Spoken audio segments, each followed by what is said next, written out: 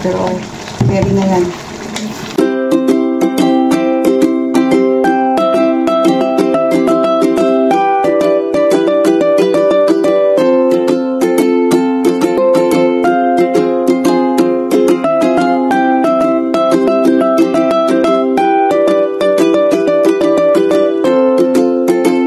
Hello mga mami! So, today magluluto naman ako ngayon ng lunch.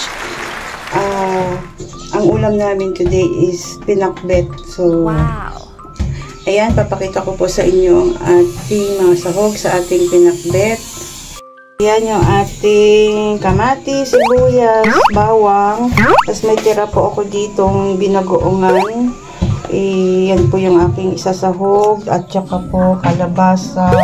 Pinagsama-sama ko na po yung okra, talong at sitaw. So, yan po yung ating lulutuan. And let's go. Let's do the cooking. Yes! So, ayan mga mami, magpapainit lang ako ng aking kawali. Wow! Ayan, niluksan ko na yung ating kalan. And meron ako dito ang aking ilalagay na bagoong. Yes! Ginamos tawag sa amin ito sa Iloilo. Binigyan po ako ni Mami Sharon, yung aking katrabaho. Ang ginamos po sa amin is buo. Wow. As you can see po, buo po siya. Ang sarap ng amoy. So, ito po ay made of alamang din po siya. So, yun nga lang, di katulad dito sa Katagalugan na may liquid, may ano siya. Ito naman is super duper firm. Yan. Yan po yung aming ginamos. Kung tawagin sa mga Ilonggo. Taga Iloilo kasi si Mami Sharon. Nagbakasyon siya doon. So, alam niya na gustong-gusto ko yan. Yung uuwi siya doon, ito po yung binibigay niya sa akin. So, ayan. Yung ating mantika. Nilalagay na po tayo. Ang bawang ko po, naglalagay ako ng bawang kapag hindi pa masyado mainit yung mantika. Para po yung aroma ng bawang, ay yung lasa ng bawang kakapit dun sa oil. So, yan pa. Medyo pa browning lang natin yung ating bawang. Susunod po natin yung ating sibuyas. So, okay na po yan. Sunod po natin yung ating sibuyas.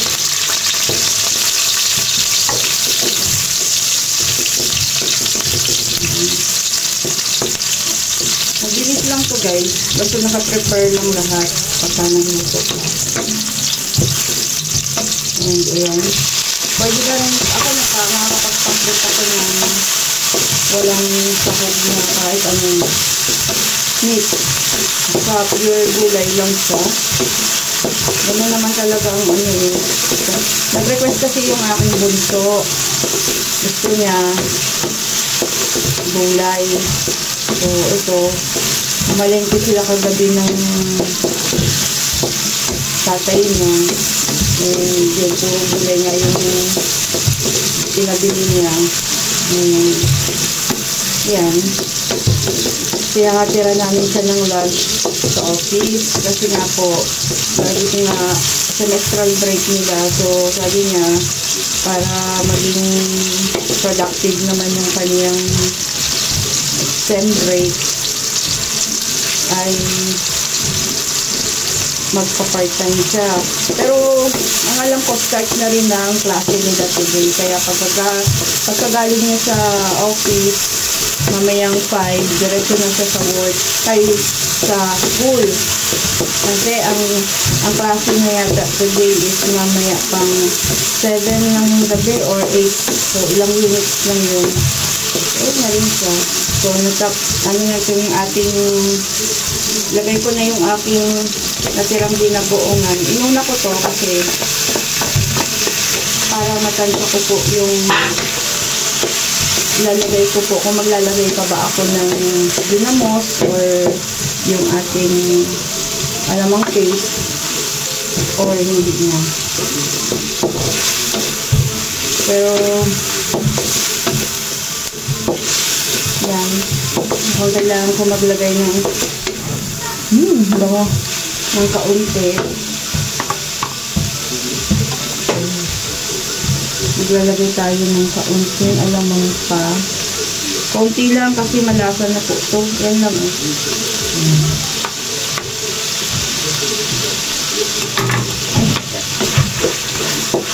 Sabihin ko sa inyo guys, ang aking niluluto. Pag nagluto ako ng lunch, kasama na po yung aming hapunan. So, yan.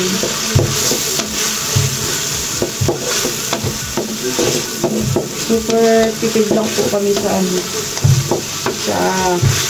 ulam.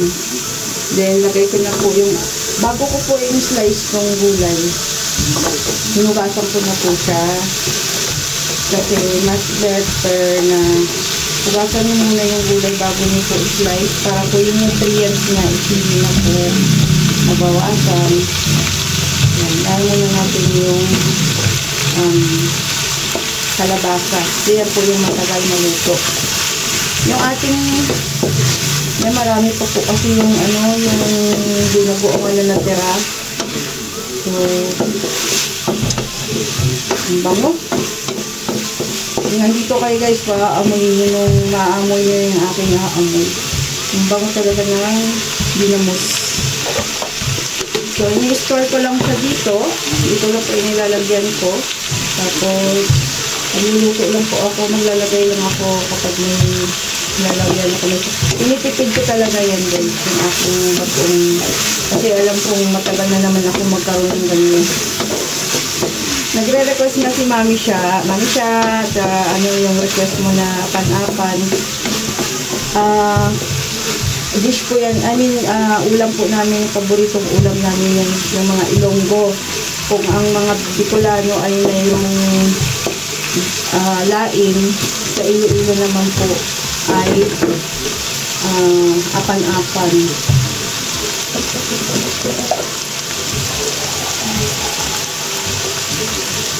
Ang apan-apan po sa aming mga Ilonggo ay yung adobong kangkong na may gata.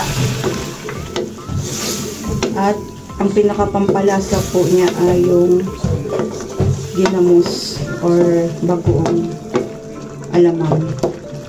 Yan po yung aming pampalasa sa aming apan-apan. Wala po yung hindi po yung nilalagyan ng meat, ng kahit na anong meat.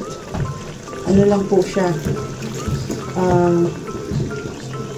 gulay, pure gulay and pure gata. Yun lang po yung nilalagay doon. And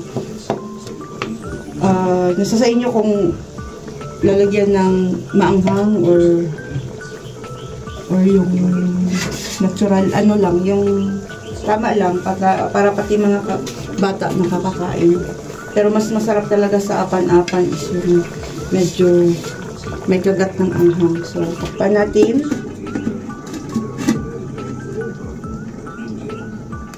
So, ayan guys. Kumukulo na yung ating gulay. And, ayan, medyo half cook na siya. Ilalagay na po natin yung ating the rest ng ating gulay.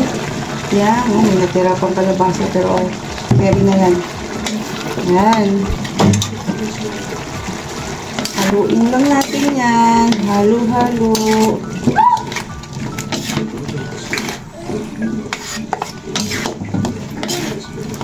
Hanggang sa halo na po lahat ng ating. Ang pampalasa ko lang dito nilagay. Naglagay ako ng isang shrimp cube. Tapos ito paminta. Lagi talaga pagka nagluluto ako guys, paminta talaga yan. Ayan, halo-halo lang natin yan. Nilagyan ko yan ng paminta. Ayan guys, ganito kalalaki yung tipak ng. Ayan, naluluto na yung ating gulay. Tatakpan lang natin yan. Mali. Ito, yung tatakip. So, antayin natin medyo half cook siya. And then, patayin natin yung apoy. Yan, way to half cook na po yung ating gulay. So, ayan. Hindi ko yan masyadong, nilagyan ko lang siya ng kaunting, patayin na natin ng kaunting tubig kanina. So, kumatas na lang po yung ating gulay. So, yan po yung ating gulay. Luto na yan. Half cook mo po yan. Ayoko kasi ng masyadong lutong-luto yung gulay. Masarap yung malutong-lutong pa. So, dito ako naglalagay ng so, ayan, naglalagay na po ako ng gulay dito sa baonan ni Bunso. Ang paborito nun ay okra. So, lagyan natin ng okra. Tapos, yan, meat. At wala pa more. Tapos, mamaya yan, siya, pag uwi niyan, maghahanap pa yan ng kung may gulay pa. So, lagyan pa natin ng yan, dyan lang po yan. Ito na po yung baon ng anak ko. Yan, tapos ito yung kanyang kanin. Wow! So, it's all done and thank you. Next time ulit na pagluluto ko. Sana samahan niyo po ako and please subscribe sa aking channel, Mommy Rexel's TV. So, thank you so much. Have a good day to all.